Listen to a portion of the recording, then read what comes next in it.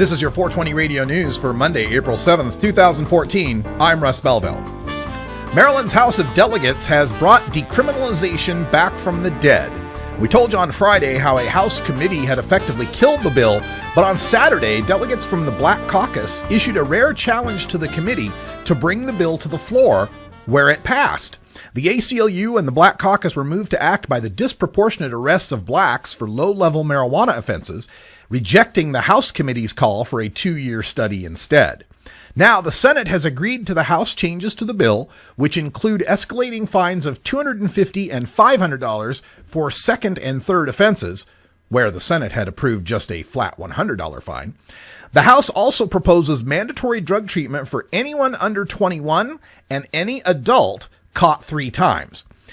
Under both versions, 10 grams is the maximum amount of marijuana that is decriminalized. The bill now heads to the desk of Governor Martin O'Malley, and he is expected to sign it.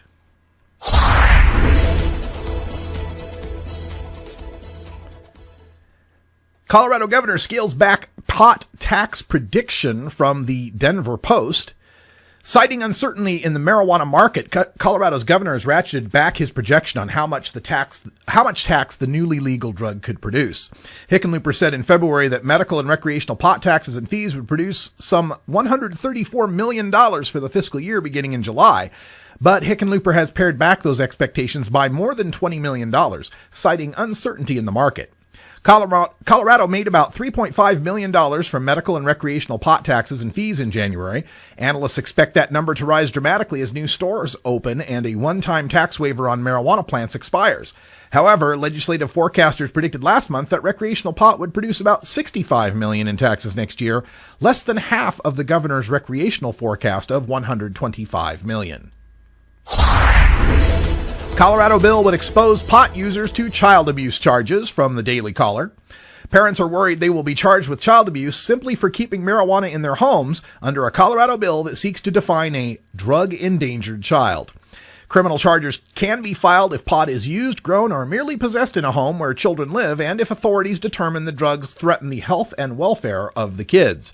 Such a threat can come from a parent or guardian who is stoned, or if the drugs are accessible to children, according to the wording of the bill.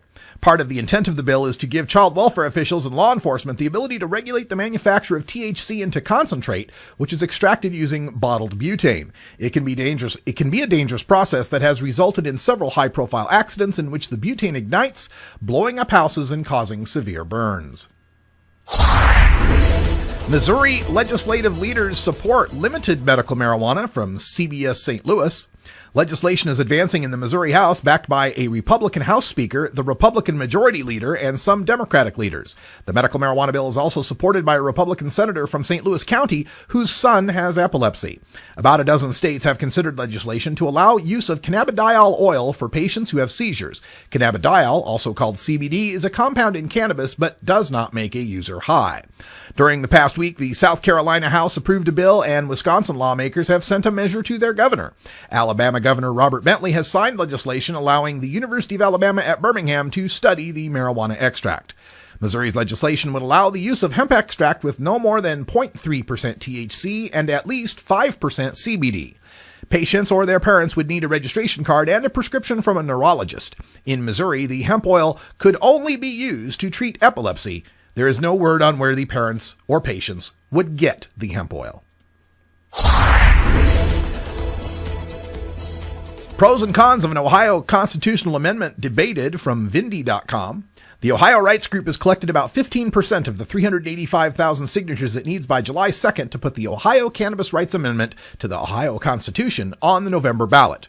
The group's president, John Pardee of Amherst, said the army of people wanting the medical marijuana amendment to pass is growing day by day.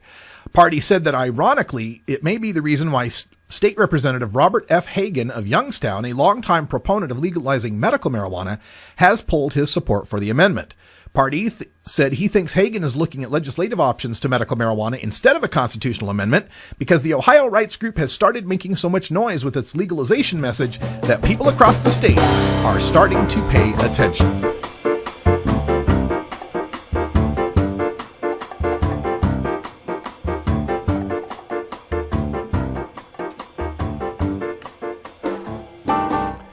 This has been your 420 Radio News for Monday, April 7th, 2014. I'm Russ Belville. Transcripts of 420 Radio News are available at our website at 420radio.org. When we come back, we'll go behind the headlines and take a look at a Wall Street Journal expose on the marijuana debate and the political campaigns for 2016. You're listening to The Russ Belville Show on 420radio.org. We'll be right back.